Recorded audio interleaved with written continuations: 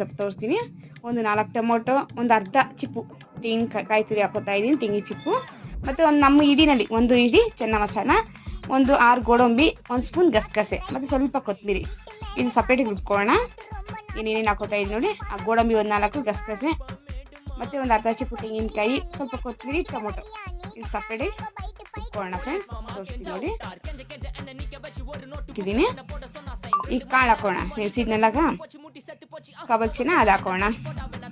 ಒಂದು 5 ನಿಮಿಷ ಹುರ್ಕೊಳ್ಳೋಣ. 5 ಸೆಕೆಂಡ್, 5 ನಿಮಿಷ ಬೇಡ, ಒಂದು 5 ನಿಮಿಷ ಎಣ್ಣೆಗೆ ಹುರ್ಕೊಳ್ಳೋಣ.